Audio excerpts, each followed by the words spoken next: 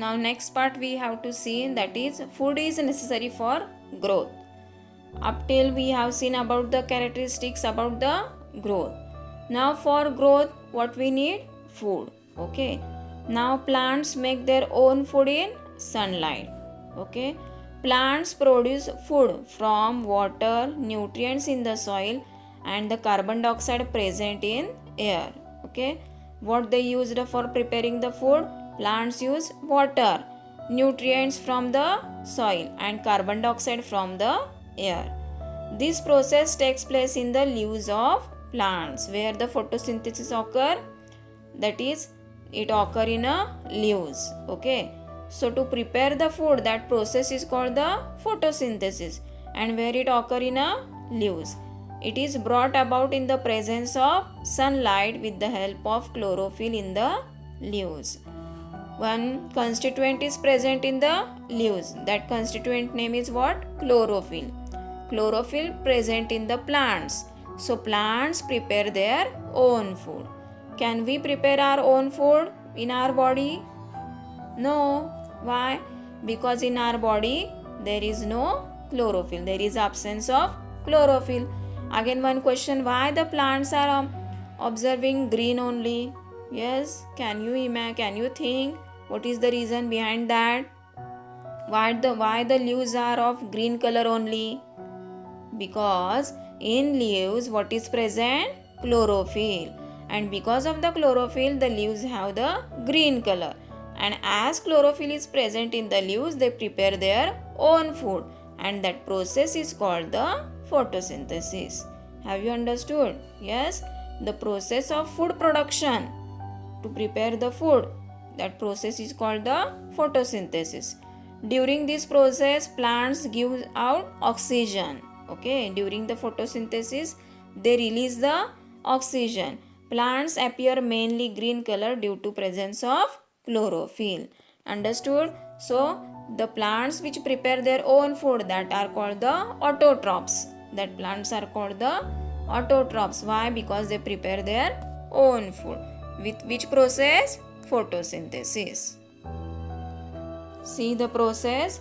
These leaves take the sunlight. They are taking the sun rays. Then they take the carbon dioxide, water and nutrients from the soil, and in that leaves have the chlorophyll, and so they form a chemical reaction which prepare the food and release the oxygen in air. Understood? Now see about the animals. Okay, animals cannot prepare their own food. They do not have chlorophyll. Okay, but they have to search their food. They have to search their food. See here that some birds are pick up their grains. Okay, or some small insects. Then some animals are eating grass. Some are hunting to other animals and eating that. Then so animals have to search their food. They cannot prepare their own food. As they don't have the chlorophyll, they cannot produce their own food. And again goat, sheep, horse eat the grass. Okay, while wild animals, tiger, lion, they meet their need for the food by hunting the other animals. Okay, so that is the intake of food of animals. So that is also one characteristics of the living thing, to intake the food. There is another way for plants and there is a different way for animals. So that is also one characteristics. See the picture. Hold your hands in front of your nose. Okay, you can try it. Keep your hand in front of your nose. How you are feeling? You are feeling that inhaling and exhaling the air. Okay, you are feeling inhaling and exhaling the air. Again keep your hand on your chest also. Keep your hand on chest also. What do you feel? There also you are feeling some pumping. Up down. Okay, there you are feeling that is pumping. What it is that? All inhaling, exhaling, and what about the pumping? Okay, see again one example. The sleeping dog. Have you observed the sleeping dog? What movement of its belly do we see? Yes. How there is a movement of stomach? Is it there is any movement in their stomach? Yes. Though he is sleeping, but there is a up down movement in their stomach. So why these all things movement occur, that we have to see now. Okay. See, living things need oxygen in order to live. Yes, everyone, we need the oxygen to live. Inhaling oxygen means inside our body we are taking oxygen, and exhaling the carbon dioxide means we are releasing the carbon dioxide outside. Okay, we are throwing the which gas? Carbon dioxide outside. From the body, that is use of the oxygen and throwing the carbon dioxide, that process is called the respiration. And because of the respiration, there is having the up down, or we are feeling air coming out, taking inside and moving outside. So that process is called the respiration, and respiration is a characteristics of living thing. So that is the second characteristics. First characteristics we have seen, that is about the growth, and second characteristics of living thing is what?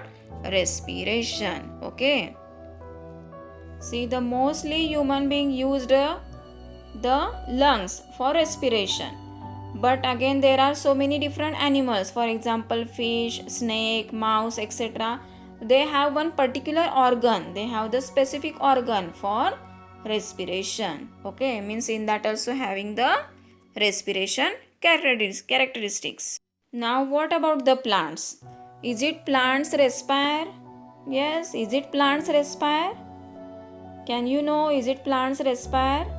Yes, because plants also living things, and respiration is a characteristics of living thing.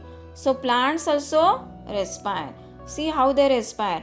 On the leaves, they are having one small pores, very minute pores are there. That pores are called the microscopic pores, and it is present on leaves also, again on stem also. And through these small pores, they can intake the gas, they can intake the air, and they can release the air.